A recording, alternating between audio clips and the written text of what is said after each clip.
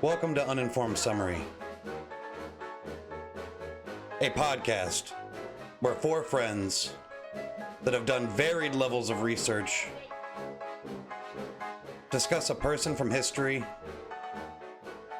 and their influence on history, whether that be on purpose or on accident. This week on Uninformed Summary, we are covering Franz Ferdinand and the onset of his death causing, the start of World War One. This week we have Matt. Say hi, Matt. Hi, Matt. Matt's in the hot seat, meaning that he's done the most research on the topic of Franz Ferdinand. I am in second, meaning I watched a couple YouTube videos, read the Wikipedia, played on my phone. Vinny, next. I think you said you watched a couple videos on Franz. Hi, Matt. Yeah, so in my role is to have watched approximately 30 minutes of YouTube videos on the subject of Franz Ferdinand. Gotcha. And then, and the person with the least amount of information we required of him to do no research is Mike. So that's me, and basically you're getting what the public school system deems is the right amount of knowledge. So, with all that in mind, Matt, if you'd like to go ahead and take it away. All right, yeah. So this week we're talking about Archduke Franz Ferdinand.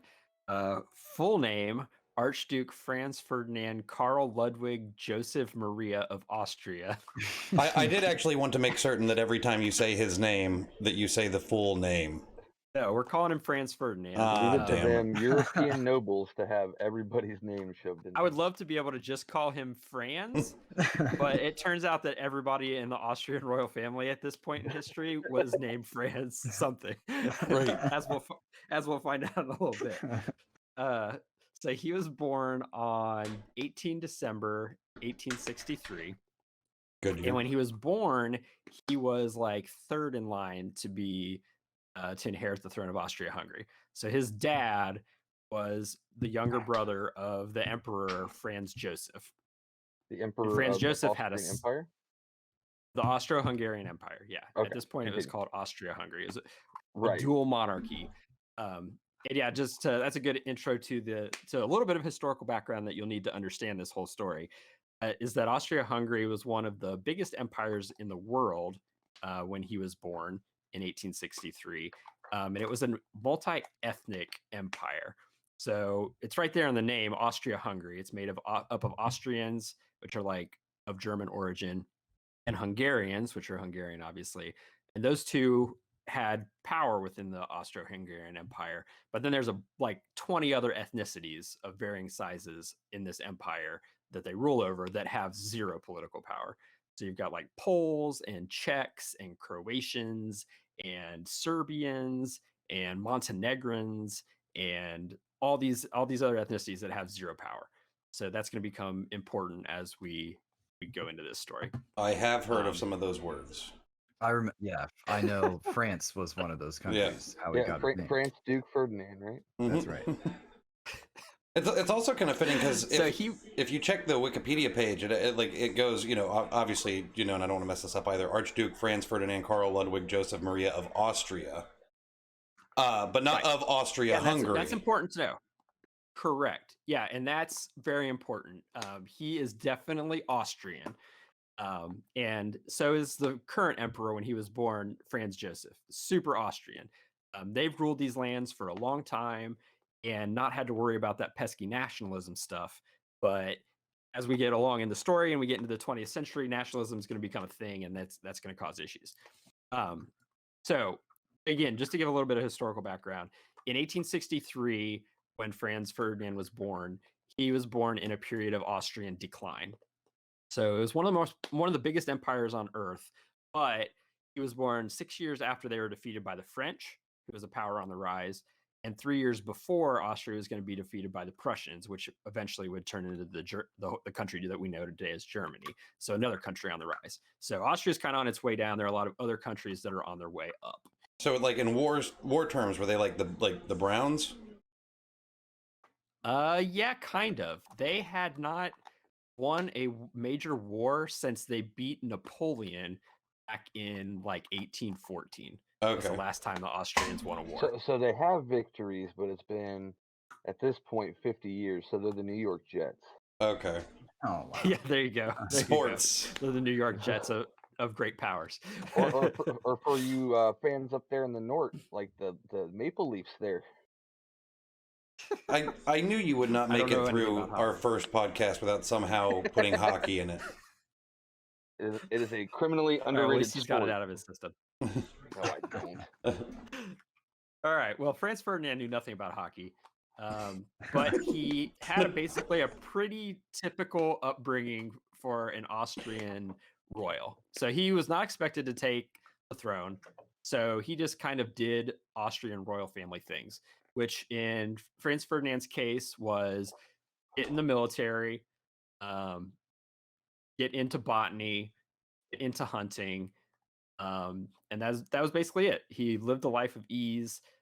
Tended rose gardens was one of his passions. He's also super duper into hunting.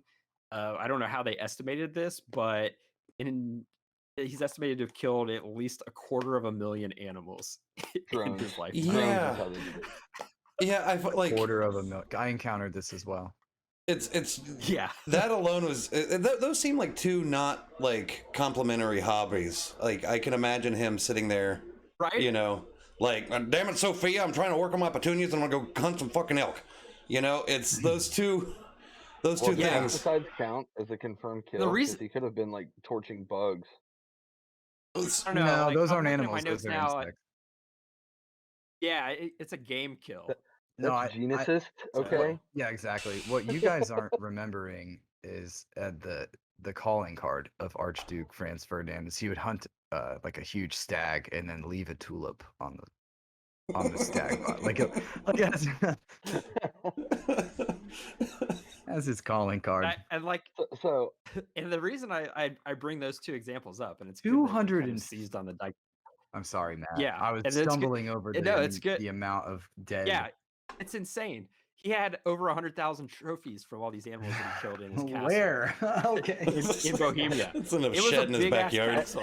every room of the castle looks like the inn in Beauty and the Beast, where it's just like animals everywhere. Right? and he still had space for one of the biggest rose gardens in Europe. So dude's got palaces. But yeah, one of the reasons I seized on those two hobbies was because like, and you guys noticed it too right away, was like it's like a weird dichotomy, right? Like the killing of all these animals and then like the gentle cultivation of plants. Like it seems like a dichotomy. And as we go through his story, like you're gonna see there's like this dichotomy is in a lot of things. Okay. So he's born. Go ahead. Continue. No, go right ahead. I thought. Okay. I had a thought, and then Yeah. it So, and disappeared. like you pointed out, he's of Austria. So the guy is 100% a conservative, autocratic Austrian, royal of the time. Okay, this is where I So- wanted to jump in. So he's of Yeah. Austria. There's an emperor of the Austria-Hungary Empire. Are there kings of Austria and Hungary at that time then? Yeah, but it's the same dude. Gotcha. So the Gotcha. emperor is Yeah. emperor of Austria and king of Hungary. Yeah, Okay. I actually kind of, when I The first same started time. researching that too, I was kind of like, wait, were there two of them then? Because that would And be, then- Yeah. that doesn't sound fun There's- at all. Like you got stepbrothers running fucking the whole country. It's like, I said, There's- fucking give me the troops, brother. While we're it's- on titles, It's a and- weird and stuff, arrangement. Yeah, and it's relevant too because like the emperor was king of Hungary. So like he ruled the country, but at the same time Hungary was like its own thing. So Hungary had its own I forget what it's called, but it had its own legislature and they actually had the power to approve a lot of the finances of the Austro-Hungarian Empire. So that's why it's Austria-Hungary because the Hungarians have a significant amount of power in the empire. If I may, it And seems that's- like Austria is swinging the bigger stick in this relationship, right? Is that Oh, for sure. For sure. Well, They not in- are, okay?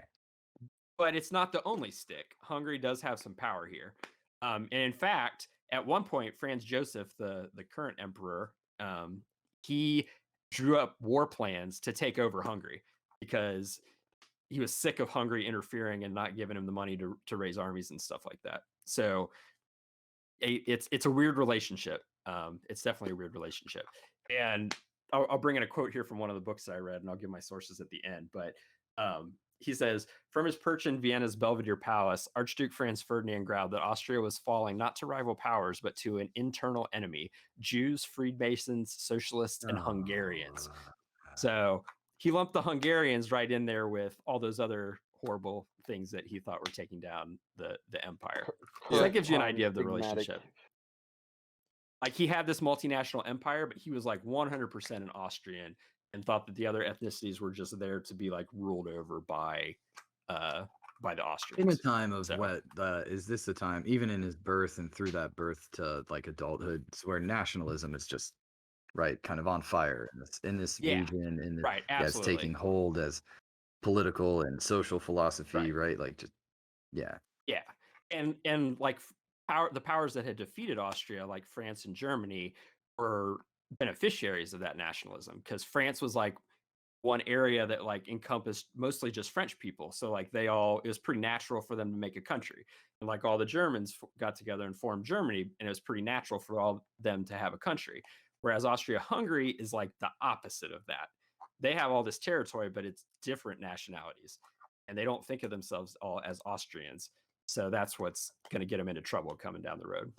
Damn, dude. Foreshadowing. Past-shadowing.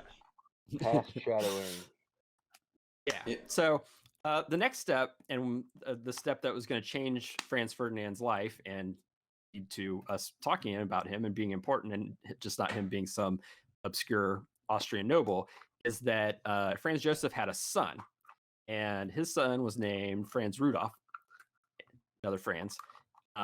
And he was in line to take the throne. He was the emperor's only son. So the problem with Rudolf was that his dad was real tough on him. He basically hired a general to raise his son, and his upbringing was not kind. Let's just put it that way. Like, from a very early age, they made him like exercise for hours outside in the cold in the Austrian mountains, and they like wake him up by shooting guns in his room when he was a child.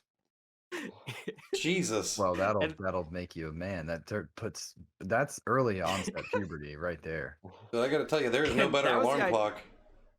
Yeah. Which one of these should we give him? Sure. Yeah, you want to give him the toy gun? What? Why? That'd be a weird alarm clock. So it has like a 2.5-minute snooze as they reload the musket to fire off another round.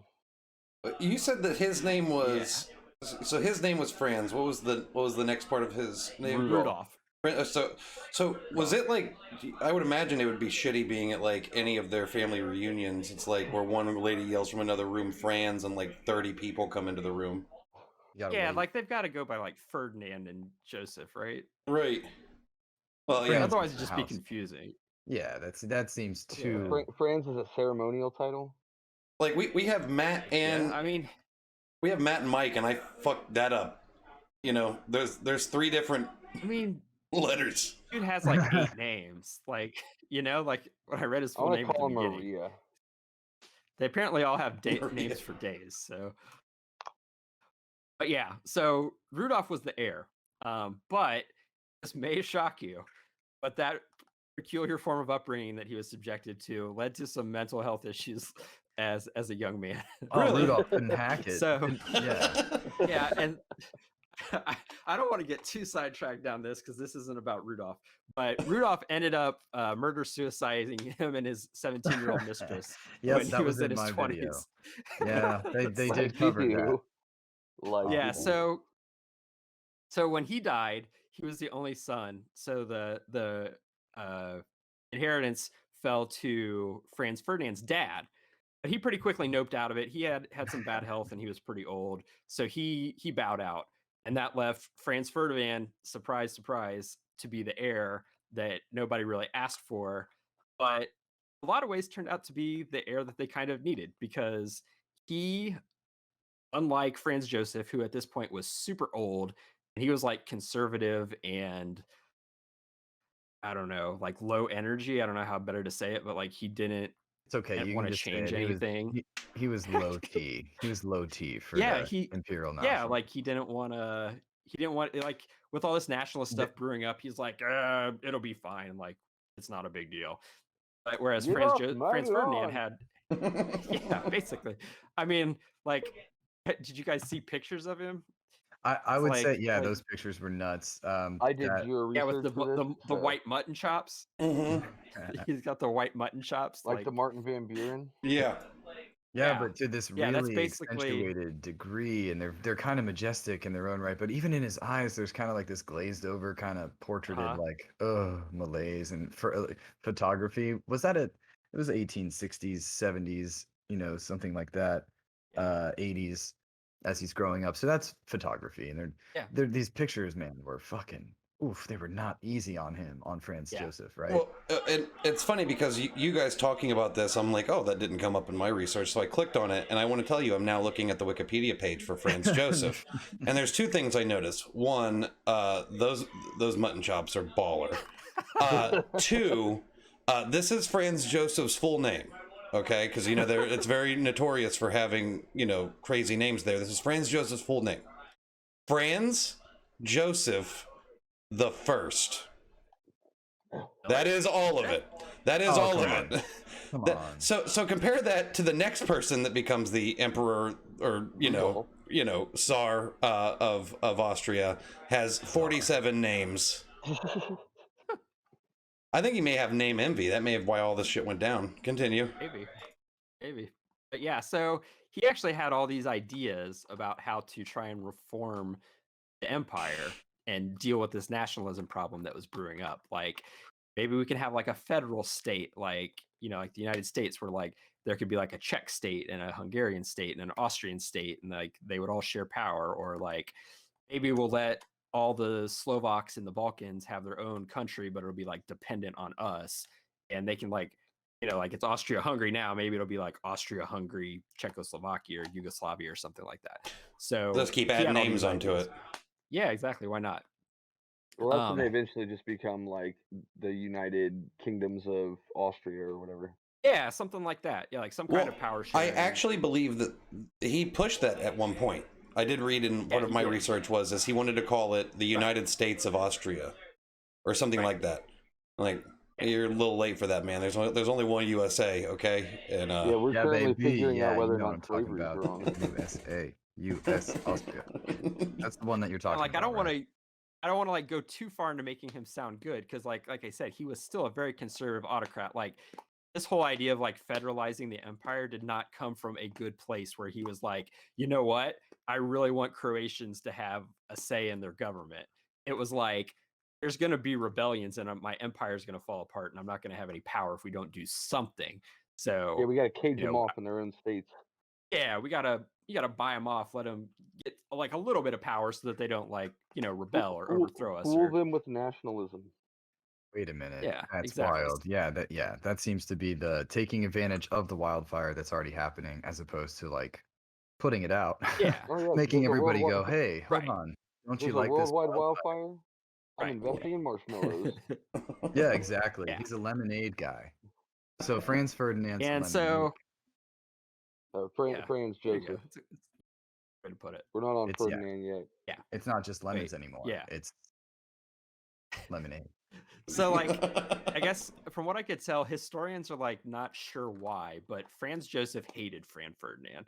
Like they did not get along at all. Like whether it was because of these reformist ideas that he had that Franz Joseph hated, or whether or not it was because it wasn't his son, it was his brother's son that would be taken over. Like they did not get along. And all this kind of came to a head when Franz Ferdinand met the woman of his dreams, Sophie Chotek. The problem was she was a countess. And so him being next in line for the throne, he was supposed to marry like a princess, like Laterally, the daughter of a not head of down. state. Mhm. Yeah, exactly. And countess By is the way, way down if you know anything about your feudal titles. I was about to say, speaking of feudal titles, where does Archduke fall in reference to a duke? Like, what's the difference? It's so if I'm remembering my history correctly, it goes all the way back to when Austria was a duchy in the Holy Roman Empire. But typically a duke would not be emperor. So they're like, well, we're a duchy but better. So we're an Okay. archduchy. Gotcha. Okay. So So it's like it's duchy with one above pinkies Duke. out. Yeah, it's like one above Duke. Basically all the top males in the royal family were archdukes. Makes sense. So like spoiler alert, Franz Ferdinand is going to die and the guy that takes over for him is No. another archduke. Yeah, so I was really hoping this Sorry, was going to work Scott. out well. Good. Yeah. Yeah, I was here for everything up until this point, but now I just don't know anymore. I'm sorry. Yeah. To quote my Sorry, I girl thought we already Rihanna, said that in the did intro. Serbia.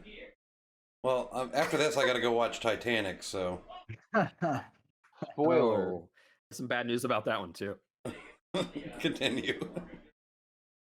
All right. They could both fit on the door. He falls in love with this countess, Sophie Chotek. And the problem is he's not supposed to marry somebody that low born. So Franz Joseph is not having it. He says, nope, you're not marrying her. Find somebody else. And this basically goes on for years of Franz Ferdinand saying, I'm marrying Sophie, and Franz Joseph saying, you are not. And like it got to the point where Franz Ferdinand got the Pope, the Tsar of Russia, and Kaiser Wilhelm of Germany to write letters to Franz Joseph saying, for God's sake, just let him marry Sophie. and so finally, after years of pressure and like multiple heads of state encouraging him to let him marry Sophie for some reason, he's like, all right, fine, marry Sophie. But there's a catch. It's going to be what's called a morganatic marriage, which means that any kids you have are not considered of this family and will never inherit any Austrian titles. And I'm sorry to also, interrupt here. go for it. Okay, yeah, because it's the blood, right? That's like the central point, Yeah. right? You don't have the Right. blood. Yeah. Not creepy. Right. Just She's not of royal blood. yeah. Yeah, So no, cool. that's Countess pretty much it. of- Yeah. Of what county? Countess of where? She was let's see. She was it doesn't even say. Wait, hold on, let's see. That unimportant, guys. That low. Yeah, I mean, she was I a didn't know if lady it was in like a waiting diplomatic to marriage or the something. Archduchess Isabella. Which was of the House No, not at Habsburg. all. Not at all. Minor noble, already within the Austrian Empire. Wait, Wrong a feudal side of the marriage that's track, not maybe. for an Yeah. alliance? Yeah, there was No no. wonder. Yeah, exactly. It Franz seems Joseph that was like, they "Hey, genuinely loved each other. And he Ew, was gross. so. Yeah. I know, right? Like on weird for purpose? back then. Yeah. Believe it or not, it's a love story. She have a huge So, dowry." Eventually, like I said, Franz Joseph comes around and says, "Yeah, you can marry her." Yay, they got No. love won in the end, and then he didn't Yeah. have to die, right? Yeah. Right. But what was their more about plans that for the later. next? Who was going to be so if none of his kids can be the next in line? Probably a cousin or something. Yeah. It would go to the next one. So An uncle or a Franz cousin or something. Joseph had another brother, and so it would go to him or his kids because he was the next youngest brother after Franz Ferdinand's dad. Okay. You think they would try and give That- Hungary a swing once in a while, running stuff. Oh God, no! Are you kidding? I told you how much they hate the Hungarians. Then they'd just be Yeah, power so, and- hungry. And that's actually a good point because Franz Joseph kind of gets his way that way, right? Because Mhm. he doesn't want Franz Joseph to take over. But if Franz Joseph is going to take over, or I mean Franz Ferdinand, he doesn't want Franz Ferdinand to take over. But the next best thing is that Franz Ferdinand is going to be emperor, but none of his kids are, right? So Right. it'll just go to somebody else after that. So he kind of gets his way, and he's really shitty to Sophie for the rest of her life. Like he doesn't go to the wedding. Most of the imperial family doesn't go to the wedding. He tells everybody at court to be shitty to her and like not talk to her and not invite her to stuff, and it's really kind of sad. But for the most part, it seems like Sophie and Ferdinand just took it in stride. They're like, that's fine if they want to be like that. They had like their own palace away from Vienna where he had his rose garden and his animal heads, and Always. they ended up having 3 kids, and for the most part kept out of the public light and kind of did their own thing. I like to And- imagine when he was giving her the tour of his place. It's like, like this elephant's name was Henry. This elephant's name was, Larry, and he's just going through it's like, now tomorrow we'll get through the R's. I did. And each Well- each trophy head has like a wreath of roses around there. I pressed them myself. I think what's He did. There was like he did. there was a Yeah. quote from one of the books that it was like he was never happier except when he was pressing the petals of a rose between the pages of a book or something Very like that. Beautiful. Like, dude was complicated. That's one way to put it. That's layers. Peel back the layers. I'm just I saying, mean, if the general yeah. would have raised him, he would have died. Now, Yeah.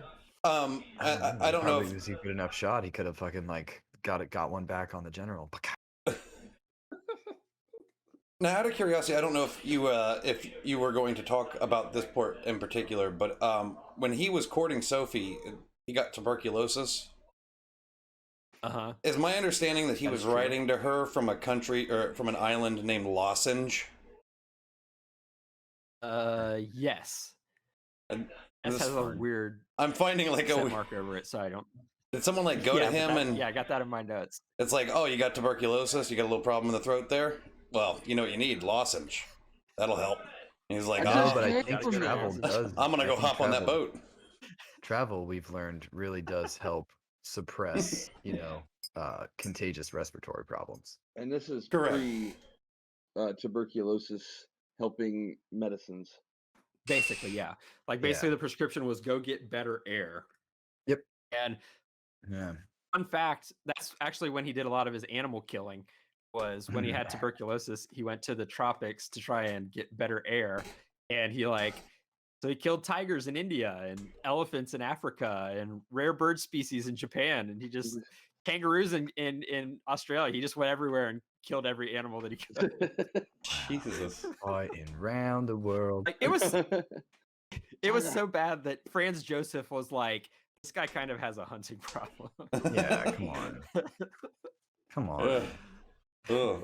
That's terrifying. And I also read that when he would do that, so like because they're like game things, like he would have like these people that were like reloading guns and then handing him a new one. Because I think I read somewhere that he did like over 2,000 kills in like one day. Oh my gosh. I did not read that. That's insane. Is Yeah. he just like marching across the savannas of Africa, just like bam, give me another one, bam. Yeah. Yeah, like so- 6 dudes, like just like Yeah. forward assembly lining all his next shots so that he's semi-automatic. Well, there's pictures my of him God. out there where it's like he is with a ton of people. And it's like one of the things it says is like the other people weren't hunting, they were corralling. So they were like going through and like pushing all the animals to him, and then they've got like 5 people lined up, handing him a gun, bam, passes it, bam, passes it, and just keeps doing this until it's just, like the grass is now dead animals. Right. Can And you that's, imagine the shit show just pushing every animal in like a 5-mile radius into like a 50 meters circle? Like it would just be chaos. That's I would say, and I don't mean to be like too over the top here, but I would say just personally that does seem a little like excessive. oh, it was. I don't know for if the that's time. Like an I said, like, unpopular Now, is opinion. it was to the point. exaggerated? I mean, I don't know. Like I said, he had 100,000 trophies. So like, even if we don't believe his diary about the, 250,000 things, like it was bad enough that, like I said, Franz Joseph said something about it. Like, Okay, so there's enough evidence that he had a hunting problem. yeah, like super manly Franz Joseph that had his son raised by a general with guns going off in And his also, room was like, was- he I don't was know, never- man, you kill an awful lot of animals. Yeah, Spoiler alert, he never made it to be the ruler. So it's not like it was a slander campaign where he had to like prove himself manly or anything. It wasn't like a No, and Right. he did a lot of his hunting before he was even in line. right. So it was just who he was. Interesting. Yeah. yeah. Google pictures of him, and what you'll Yeah. see too is there's like 7 pictures of him not holding a gun over a dead body, and then it's just tons. So Yeah. I will Yeah. do that now. so I'm continue. practically beside myself. That's incredible. Yeah. Yeah. It's pretty wild. That was one of the things So, that really struck me too, because the like rest, going into this, I did not know that much about him either, and that would really jumped out at me. that's a So I dope get it then. mustache. World War One started because all the animals fought back. The one because he was on a They'd one-man had enough. genocide of every mammal or bird, No, maybe. seriously, that is Yeah, a no dope kidding. mustache. He Yeah. did have a pretty cool mustache. I'm not gonna lie. Yeah, I mean, if you can ignore the animal killing, I mean, he seems like the mustache like is pretty good. So Everybody how said. closely historically are Austrians and Germans? Because that looks a lot like a Kaiser Wilhelm mustache. Oh my gosh. So I mean, they're gonna fight together in World War One. But like I said, they were 3 years after Ferdinand was born. The Prussians beat Austria in a war, and that war was basically over who was going to be the leaders of the German people. Is that where Frederick the Going Great way, came way from? back to like the Middle Ages, there was always conflict between is Austria going to be the leader of all the Germans, or is like Prussia or some other German state going to be the leader of the Germans? And the Austro-Prussian War basically settled that question, and Prussia was going to be in charge of the Germans from then on. Okay, so close cousin. Yeah, but they were still allies after that. So yeah. So yeah, to pick the story back up, he's next in line, even though Franz Joseph doesn't like it very much. They butt heads a lot. And I'm gonna quote from that book again. It says Franz Ferdinand's rise and the emperor's eclipse divided the already fragmented empire even further. Quote, we not only have two parliaments, we have two emperors, a senior official grimaced. So it was like this weird system where they had the emperor, but he was old and really hands off. And Ferdinand was kind of younger and had all these ideas about how to change things. And so they're always kind of butting heads and working against each other all the time. And so it's into that context that we get to June in 1914. And due to a lot of other stuff that was going on at the time, Franz Ferdinand has kind of stepped up into more of a role at this point. So he is now head of the Austro-Hungarian Empire's armies. He's the top general. He's in charge of the military exercises in 1913 and 1914. So the way it worked back then was that every year in September, the Austrians would have a military exercise. It was their annual military exercise. And the one in 1913 was basically similar to how they had been going for years, which is to say a little bit of a freaking joke. Their army was very small and very backwards compared to the armies in the rest of Europe. For one example, by way of technology and organization and size, so Austria had one of the biggest populations in Europe at the time. I want to say like 40 million. It was like more than France and Germany. But their army was a fraction of the size of those of France and Germany. And they also had the least artillery of any army in Europe and the worst artillery of any army in Europe. They're still using a lot of brass cannons instead of steel, which is way behind the times. But the main reason was that they were poor because Hungary would never give them any money to raise any more armies. So they had a standing army of about 400,000 people. And just for like reference, their main enemy that they were afraid of and would end up pretty much destroying them in World War I was Russia. And Russia had a peacetime army of 2 million compared to their 400,000. And when Russia fully mobilized, they could get that up to 6 million. And the best Austria was hoping for was 2 million once they mobilized everybody. And they probably didn't have enough weapons for all 2 million people. Just someone dude hanging So out. it was bad. Just put 14 guys per cannon. And then as far... Got a kitchen butter knife. Yeah. I'm ready to go, boss. And then, put me in. And then as far as organization went, at this maneuver in 1913, they'd have the two armies like maneuver against each other and like do a war game. And they'd have the generals compete against each other to get in better position. And then once they got to the part where they were supposed to like quote unquote fight, one thing that they would do a lot of times is have the defenders go over to the attacking side and they would all attack a bunch of dummy flags all together just so that it looked cooler. So that their army looked bigger and more impressive than it was. All right. That's hey, just- that's totally natural. This is right. I'm That's sure this is normal. open to the public to come and view, correct? Like it was. Oh, it actually was. And funny story Yeah. about that. Funny story about that maneuver as well. Franz Ferdinand wasn't above rigging the thing so that they would look better too.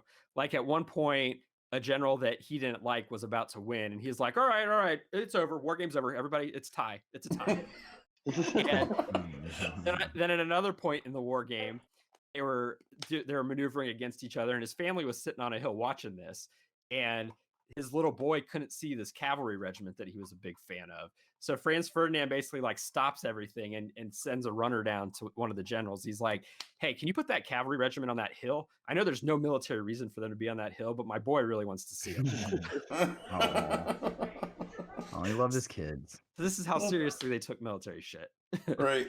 Imagine him as like the owner of like a NFL team just running onto the field as like they're about to lose. Like, all right, well, it's been fun. That's Right.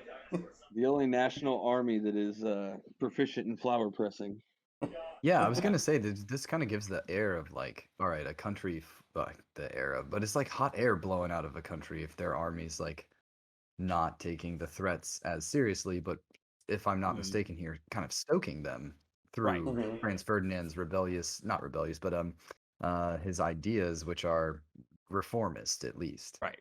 Yeah. And so like again, it's like I want to say, I don't want you to get too carried away with like he was like some energetic reformer or something, because like he had some reformist ideas, but then at the same time he's like fixing military exercises to make his dude look good instead of like actually trying to reform the army. Because remember, he's in charge of the entire army at this point.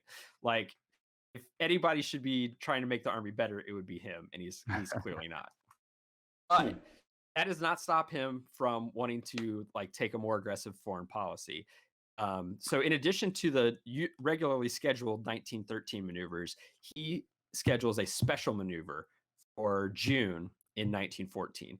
And he's doing that in Sarajevo, which is on the eastern edge of the empire near Serbia, which is an up and coming power that has been basically agitating to be the new leader of all these ethnicities that don't want to be part of the Austrian Empire. So all these Croats and Serbians and Montenegrins and Hungarians, maybe. Serbia is saying, you guys should belong to us, not to Austria, because we actually have, ethnic bonds. We have religious similarities. We all used to be part of the Ottoman Empire. We're like energetic, up and coming state. And, the Austro-Hungarian Empire is on its way down. So you guys should be part of us.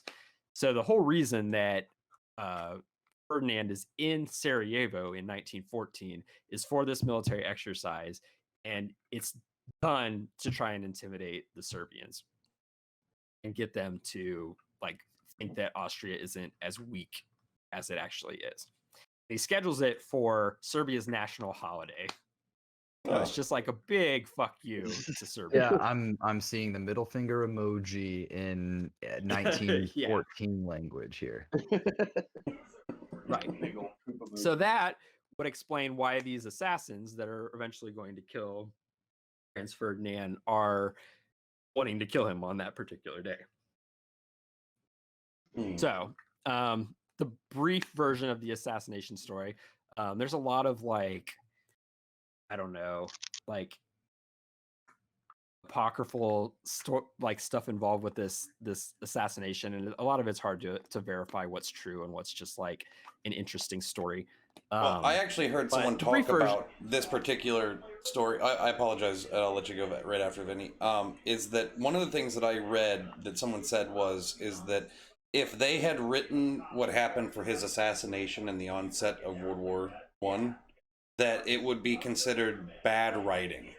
Like it seems like everything just conveniently, like as it goes down, it's just kind of like it almost seems like time was altered to make it happen.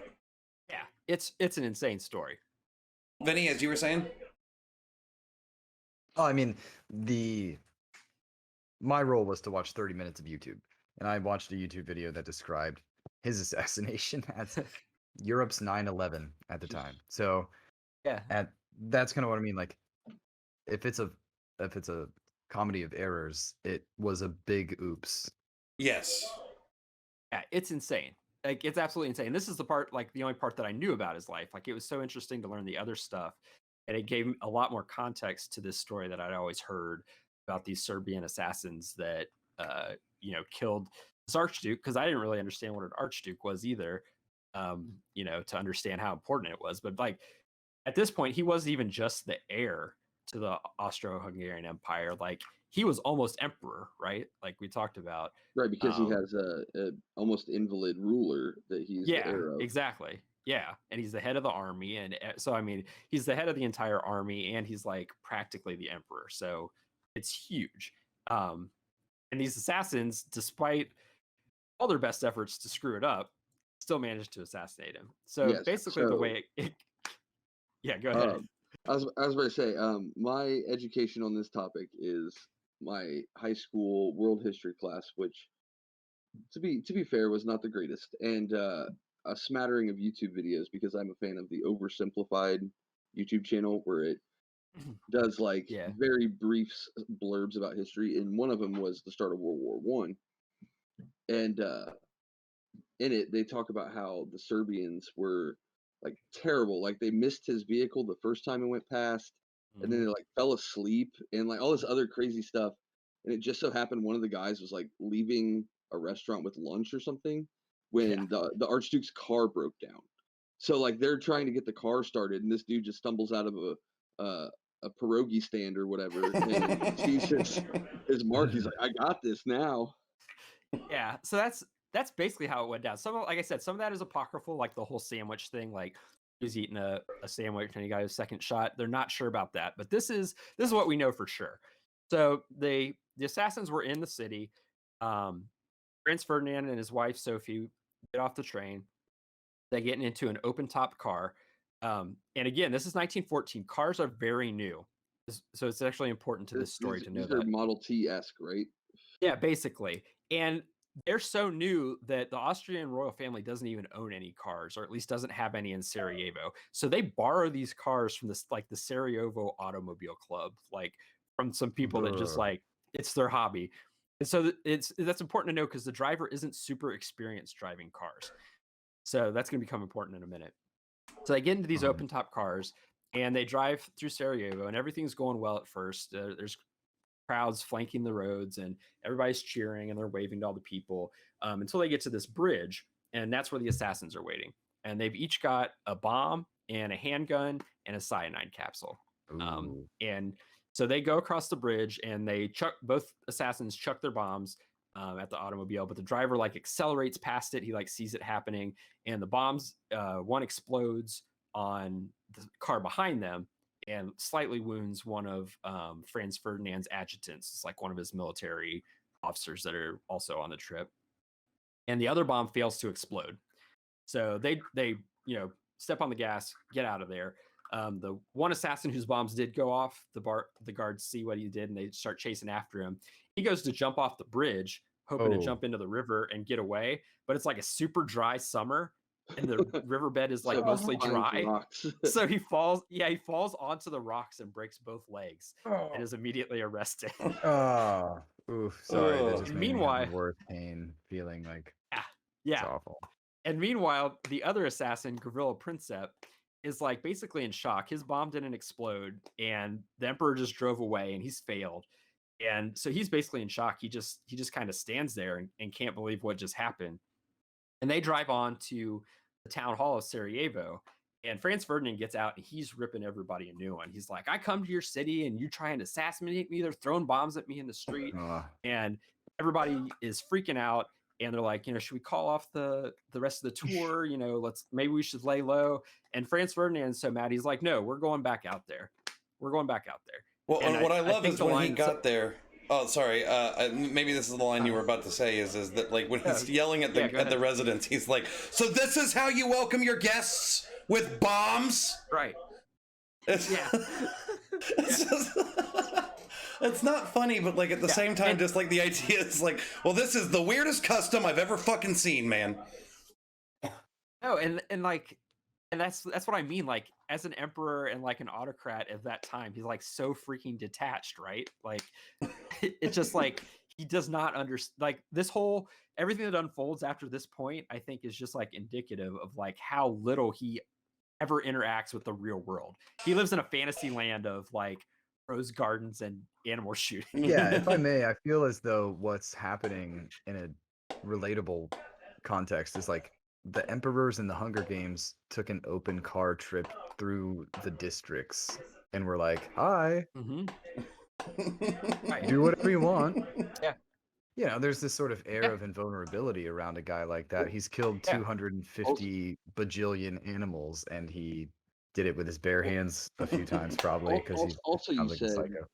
it's like the social middle finger of this is your day, so I'm going to come and wreck your nationalist party Yeah. Uh-huh. to Right. show off, to flaunt my power. Right. He strikes Is me the as a guy- very upset Uber passenger.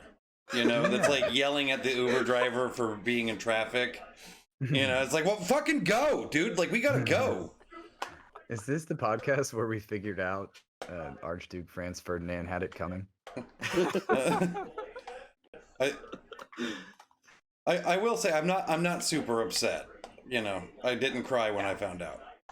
Yeah, like I said, it's ambiguous. Like I read some sources that are like, oh, but what if he hadn't died? Like maybe, like maybe Austria-Hungary would still be around, and like, a lot of conflict could have been avoided, blah blah blah blah blah. But it's like, I don't know. Then I see a picture of him with the dead elephant, and I'm like, nah, fuck that guy. Right. It's not No, the but- first dead elephant, it's the but 80th. Yeah. Wasn't he like a public celebrity? Like, didn't the public love him, even though the royal family didn't? Oh yeah, So yes, he was pretty popular. Yeah, so it was like the Charles and Diana of their day, almost, right? Like, Ooh. yeah, but instead of an It was a cool accident, story. it was an act of terrorism. So right.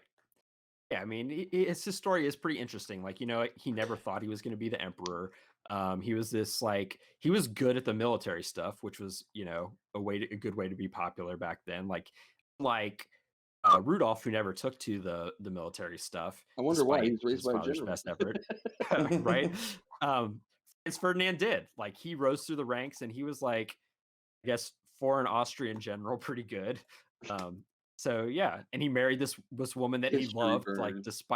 despite the consequences, he married her anyway. Well, and to be fair, I mean, I don't know if this is one of those things where they bring in like a celebrity to take Taekwondo, and then within like a year he's a black belt kind of thing.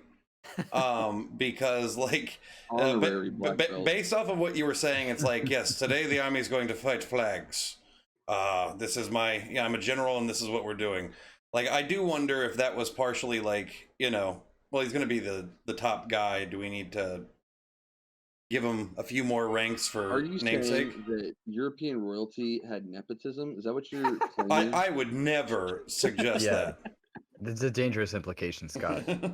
I mean, I think that is very ham-fisted of you and narrow-minded. Well, and to be fair, it wasn't like immediate. It was like every few years he'd get a promotion, which I think is probably pretty in line with like what the typical age range would be.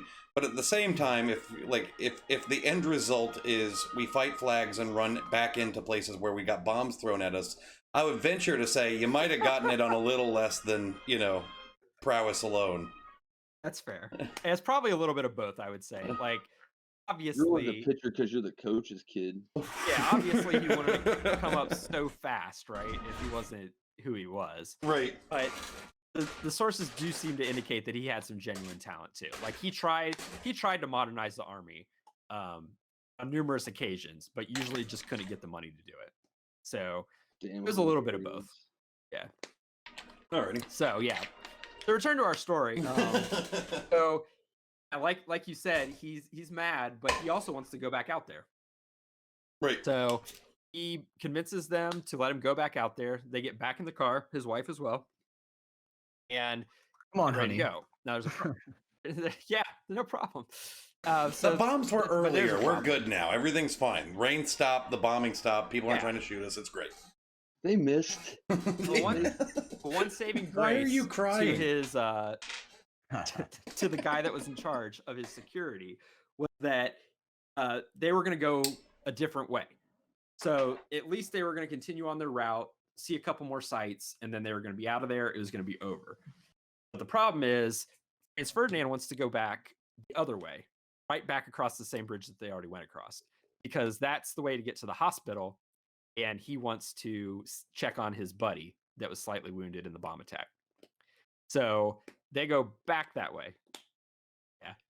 If I may here, the video that I saw, because all I was kind of limited to what was the immediate YouTube 30-minute response, right?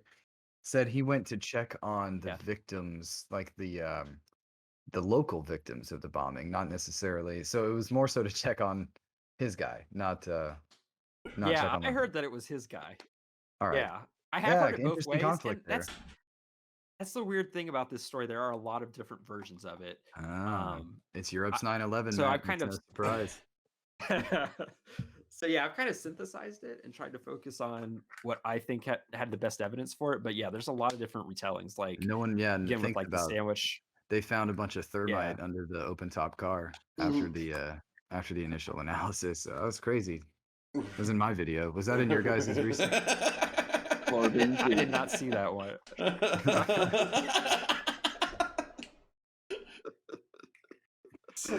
So he wants to go see his friend.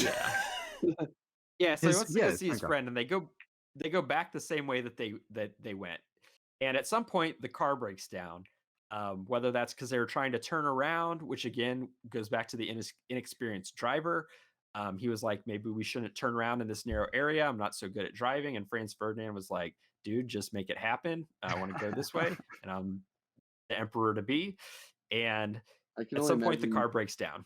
I can only imagine the transmission on a 1914 open-top car was less than reliable as well. So I'm sure the thing stalled out like all the time. Well, on a hot day. On the other problem too is as you said, this guy that was driving the car, like, wasn't really familiar with, and this seems to be important, driving. It's like, so I imagine they were like, can you drive? It's like, well, I mean, I know how to ride a bike. Like, perfect. Get in this thing. It's got 2 pedals. Just make sure you only use one most of the time. And he's probably never driven like this kind. Like, cars weren't like mass manufactured necessarily yet. So like, who knows if he even was like familiar with the kind. At any rate, some combination of factors result in the car breaking down. Like basically right in front of where Gavrilo Princip is still standing there, feeling like a failure, having not killed Archduke Franz Ferdinand.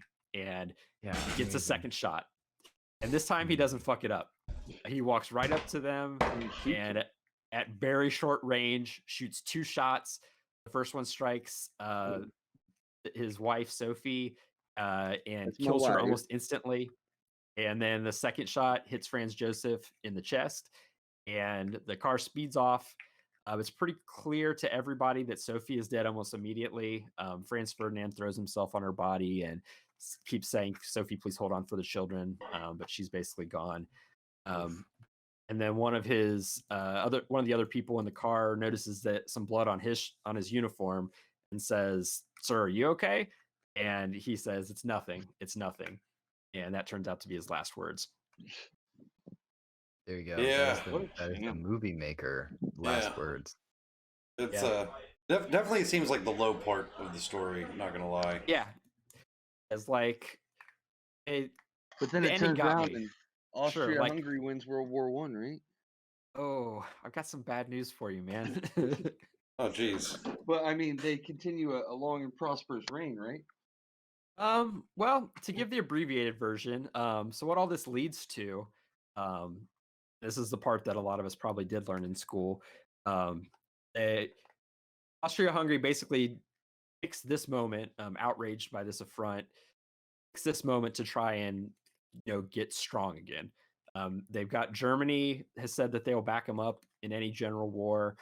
And they kind of think that Serbia won't go to war over this, and they can finally put Serbia in its place. And so they give them this list of demands. It's like an insane list of demands, like territory, and you've got to do this, and you've got to replace your government. And it basically, the sum total of like these, it's like 13 or 20 demands or something like that, is like basically they surrender their sovereignty and give Austria the #1 spot in the Balkans for the foreseeable future. And they basically can't agree to this. They agree to most of them because Serbia really doesn't want to go to war over this, but they can't agree to all of them. But isn't Serbia And Russia at this point? Yes, yep, which is the big problem. Yeah, So earlier you in order alluded to a 6 million man kind of looming ghost Yeah, over yep, Austria-Hungary should Russia yeah, decide to move. yep. And that's what basically starts the wheels in motion. Another Well, piece of historical knowledge that you got to know for this is that back then they had standing armies, like I said, that were much smaller, but they also had extensive systems of reservists that had to be called up and put on trains and sent to their regiments. So it was like a weeks long process to get your army all to the front. Scott, well, you have a question? I think I also read too that like so while all of this is going on where they're sending out the demands and all that stuff, right? That wasn't like Franz Joseph in contact with someone from Germany. I think it was Germany that was like, you know, hey, so this is what we're doing. And the German guy that he was in contact with was basically like, all right, here's like whatever you guys decide to do, we'll back you up. And then that guy went and got like on a boat for like 3 fucking weeks. So by the time he found out, it's like all hell had broken loose. Because I think in their mind, like, it's not going to go that far. He figured it was going to be something very, you know, they would work it out. Yeah. Yeah. Basically, everybody kind of thought that everybody else would back down.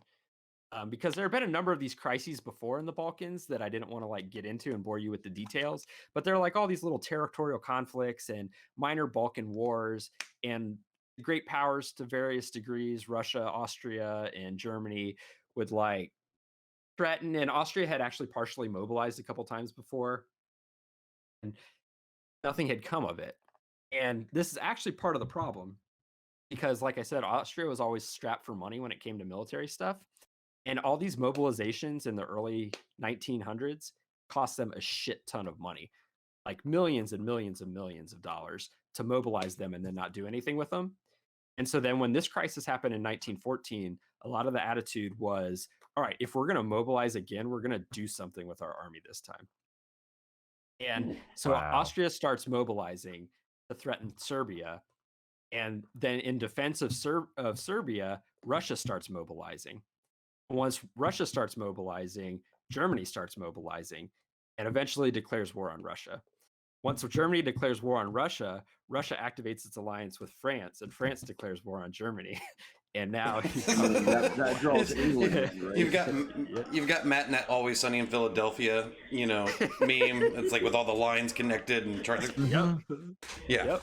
That's basically how it worked. And like all these mobilization plans that took weeks to do, like you couldn't afford to get behind, you know, like if the other guy is mobilizing and you don't mobilize and then they attack you, you know, they got a 2-week head start on you or whatever, and you probably can't come back from that. So Yeah. part of the insanity of the time, this network of alliances and these mobilization schedules, and it got to a point where basically nobody could back down. And regardless, they're all related because they're all rulers in Europe. They're all related to the Habsburgs in some way or another. True story. Yeah. That's crazy. Yeah, that's right.